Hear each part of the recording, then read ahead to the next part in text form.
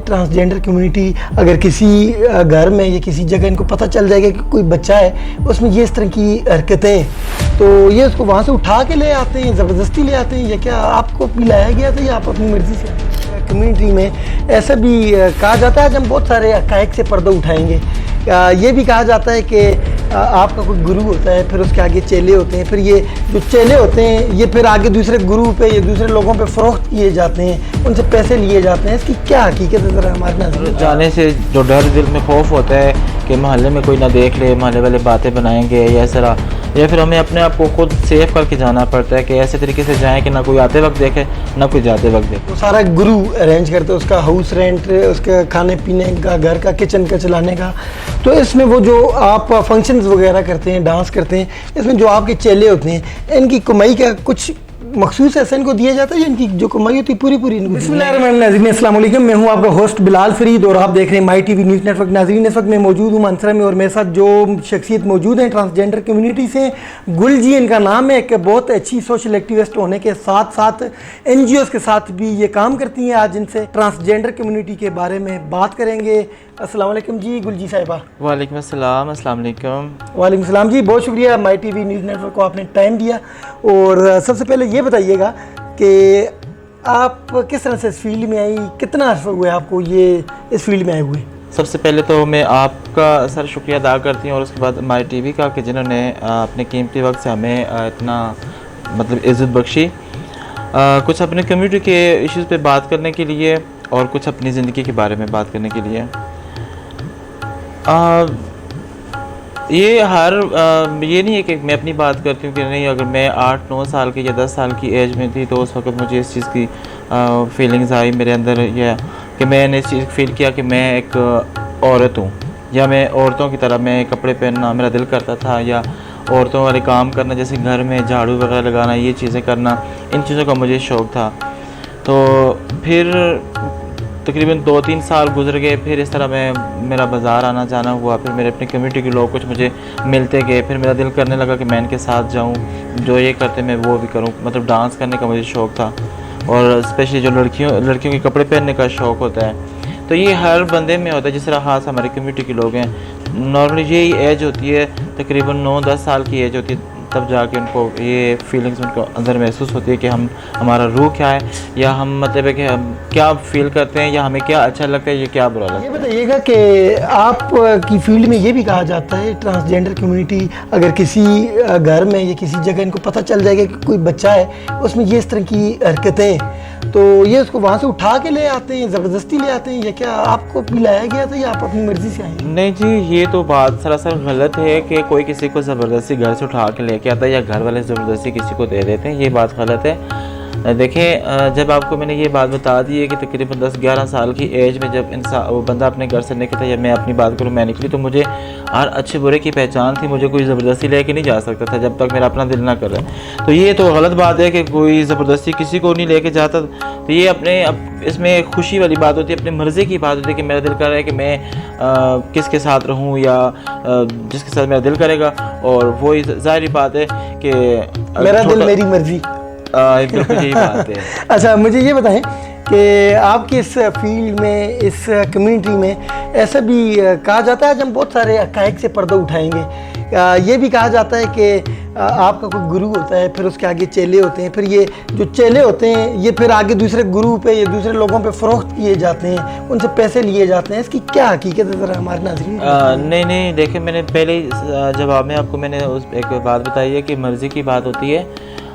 इस कम्युनिटी के अंदर कोई भी जो है वो गुरु है तो वो अपने चेले पे ज़ोर ज़बरदस्ती नहीं करता, ना कर सकता है, ना चेला अपने गुरु के साथ कोई इस तरह ज़ोर ज़बरदस्ती कर सकते हैं। ये हमारे अंदर कम्युनिटी के अंदर एक ऐसे प्यार मोहब्बत वाले रिश्ते होते हैं कि अगर जैसे मेरा दिल करेगा, मुझे कोई जो मुझसे सीनियर है, जिसकी पर्सनैलिटी से मुतासर होकर, जिसके काम से मुतासर होकर, जिसके फ़न से मुतासर होकर अगर मेरा दिल करेगा तो मैं उसके घर चेला में पढ़ूँगी, वो मुझे ज़बरदस्ती अपना चेला नहीं बना सकते। और दूसरी बात ये कि जब मेरा दिल करेगा, चले देखें, एक घर में रहते हुए इंसान की आपस में लड़ाइयाँ भी हो जाती है छोटी छोटी बातों पे।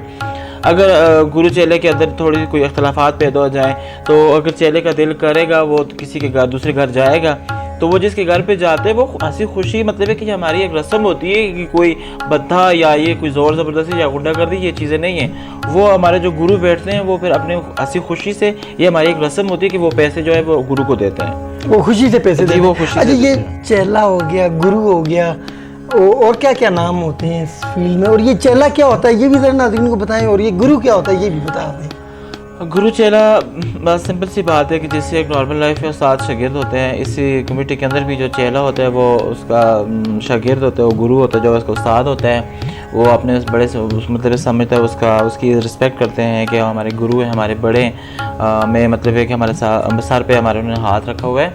तो बाकी इसके अलावा क्या नाम है, और भी बहुत से रिश्ते थे, जैसे भाई मतलब है कि जिस तरह अपने आपस में अगर हम गुरु के 2 चेले तो वो हमारे जो हमारा नाम होगा हम एक दूसरे को गुराई बोलते हैं। अच्छा, तो ये बताइएगा कि ये जो गुरु होते हैं ये बाकायदा तौर पे अपने चेलों को क्लासेस देते हैं, डांस क्लासेस होती हैं, क्या होता है? हाँ, कोई कोई देते भी हैं। कुछ ऐसा होता है कि जिनको अगर शौक़ हो, जैसे डांस करने का शौक़ हो, अच्छा मतलब है कि सिंगर बनने का शौक़, कुछ भी है, तो वो जितना उसे शौक़ होगा उसको समझाना, उसको सिखाना इतना मुश्किल नहीं होगा। बाज़ डेरों पे या बाज़ जगहों पे उस्ताद वगैरह चेलों को रिहर्सल करवाते हैं, लेकिन बाज़ औक़ात माशाल्लाह जो चेले हैं वो खुद इतने। अच्छा, ये भी कहा जाता है कि चूंकि जिस घर में आपकी रिहाइश होती है उसकी जो लुक आफ्टर जो होती है वो सारा गुरु अरेंज करते हैं, उसका हाउस रेंट, उसके खाने पीने का, घर का किचन का चलाने का। तो इसमें वो जो आप फंक्शंस वगैरह करते हैं, डांस करते हैं, इसमें जो आपके चेले होते हैं इनकी कमाई का कुछ मखसूस ऐसा इनको दिया जाता है या इनकी जो कमाई होती है पूरी पूरी इनको दी? नहीं जी, कोई भी गुरु ऐसा नहीं, मतलब इतना गुरु इतना जुल्म करते हैं, ना चेले इतना जुल्म करते हैं। ये जब एक घर के अंदर रह कर हम लोग एक फैमिली की तरह होते हैं, ठीक है। यहाँ पे गुरु ज़ोर ज़बरदस्ती किसी चेले को या किसी को नहीं बोलेगा कि नहीं तुमने इतने पैसे देने या मैंने इतने देने। वो चेले वही बात होगी जैसे एक घर पे बाप बेटे फैमिली एक रहती है, इसी तरह ये एक फैमिली की तरह होते हैं। चेलों की अपनी खुशियाँ होती हैं, वो गुरु के साथ हेल्प करते हैं, गुरु के पास होते हैं, वो गुरु भी सबके लिए करते हैं, सब मिल बांट कर करते हैं। ये नहीं है कि यहाँ पे किसी को फोर्स किसी बात पे भी नहीं किया जाता। बताइएगा कि जिस वक्त आप अपना घर बार छोड़ के इस फील्ड में आप लोग आते हैं, तो जिस वक्त आप घर जाते हैं तो आपको माशरा, आपके मोहल्ले वाले लोग, घर वाले एक्सेप्ट कर लेते हैं? जी बिल्कुल करते हैं, एक्सेप्ट क्यों नहीं करते। बस घर वालों के भी इतना मसला नहीं होता, लेकिन जो मेन मसला होता है अक्सर औकात, जैसे हम किसी मोहल्ले में रहते हैं, जो हमारी फैमिली अगर मोहल्ले में है तो बस घर जाने से जो डर दिल में खौफ होता है कि मोहल्ले में कोई ना देख ले, मोहल्ले वाले बातें बनाएंगे या ऐसा, या फिर हमें अपने आप को खुद सेफ करके जाना पड़ता है कि ऐसे तरीके से जाएं कि ना कोई आते वक्त देखे ना कोई जाते वक्त देखे। तो घर वाले जो हैं ज़ाहिर बातें जी अपने होते हैं, वो कब मतलब है कि अपने औलाद को या अपने बच्चे को या अपने जो जिस तरह भी इतने ऐसे रिश्ते को अपने से दूर करें। तो बस कुछ हमारे अपने अंदर ही ऐसी चीज़ें होती हैं कि हम अपने घर में अपने आप को कंफर्टेबल नहीं फील करते। जो फैमिली होती है तो जो पे हमारा सब लोग इकट्ठे होते हैं वहाँ पे हम सब अपने आप को मतलब है कि इजी फील करते हैं कि जैसे हम बिल्कुल आज़ाद हैं थोड़े से। आपको माशरे से कोई शिकायत, ये माशरा आपको किस तरह से देखता है, किस तरह से आप लोगों के साथ ट्रीट करता है, कोई शिकवा हो? देखिए जी, माशरे से तो शिकायत शिकवा जो तकरीबन हम लोग 10-12 साल से लगे हुए हैं कि एक हम लोग मतलब है कि कभी कभी मुझे बड़ी हैरानगी होती है कि जब हम लोग अल्लाह ने हम सबको बनाया है तो हम एक ही अल्लाह के बनाए हुए बंदे, एक ही अल्लाह के माने हुए, हम एक दूसरे को बोलते हैं कि यार आप मुझे इज़्ज़त दो या आप मुझे कबूल करो या मैं भी आप मतलब है कि आपकी तरह हूँ, मुझे भी अल्लाह ने पैदा किया है। ये चीज़ बड़ी थोड़ी सी होती है। बाकी माशरे से गिला तो यही है कि जिस तरह कि आपको पता है रोज़ कोई ना कोई तशद्दुद किसी हौजसरा पे फंक्शन पे जैसे फायरिंग की जाती है। जैसे अभी 2-3 दिन पहले की बात है, पेशावर में आपने देखा कि 3 ट्रांसजेंडर पे उन्होंने फायरिंग की और वो ज़ख्मी हैं। तो ये बस ये सब माशरे में चल रहा है कि बस एक नॉर्मल इतना एक मामूली इंसान समझा जाता है कि जिसके साथ कुछ भी करने से पहले वो उनके माइंड में ये होता है कि हम कुछ भी करेंगे तो हमें इनसे कोई ख़तरा नहीं है, कोई डर नहीं है, क्योंकि इनका बैकग्राउंड कोई नहीं है, इनके पीछे खड़ा होने वाला कोई नहीं है, इनका साथ देने वाला कोई नहीं है। इसीलिए हर बंदे को आसानी लगती है कि वो किसी ट्रांसजेंडर पे तशद्दुद कर दिया, किसी का मर्डर कर दिया, किसी के साथ जो चाहे मर्जी। आपके बैकग्राउंड में तो आपकी बड़ी मजबूत यूनियंस और आलमी इदारे आपके पीछे काम कर रहे हैं, जो तंजीमें हम कह सकते हैं कि आपके हकूक़ की जंग लड़ रही हैं। तो ये जितने भी आलमी इदारे हैं, कुछ हमारी मुल्की सतह पे NGOs काम कर रही हैं, कुछ NGOs के साथ आप भी एफिलिएटेड हैं, काम कर रही हैं, तो क्या इन NGOs से, इन इदारों से आपको खातिर ख्वाह कोई फ़ायदा हुआ है आज दिन तक, जो आपके हकूक़ की जंग लड़ रहे हैं ये लोग? देखिए माशाल्लाह बहुत फ़ायदा होता है, क्योंकि अगर हम एक ही जगह पे टिके रहेंगे, जब हम सिर्फ अपने माइंड में एक ही चीज़ रखेंगे कि नहीं हमने डांस करना है और अपने डेरे पे रहना है, तो जब तक ये चीज़ हमारे अंदर रहेगी तो हमें क्या पता चलेगा कि हमें हमारे हकूक़ क्या हैं, या हमारे मतलब है कि हमें कितनी एक अहमियत है, कितनी इज़्ज़त है हमारी भी। तो जब तक खुद हम लोग बाहर नहीं निकलेंगे, जिस तरह अक्सर मीटिंग में इस तरह जगह पे हम लोग जाते हैं, वहाँ पे बहुत सी ऐसी बातें सुनने को मिलती हैं, बहुत ऐसे वो कि जिस वक्त इंसान वो चीज़ें सुनता है तो बंदे को उस वक्त ये फील होता है कि चलें हम भी, हमारी भी कोई इज़्ज़त है या हम भी हैं इस काबिल।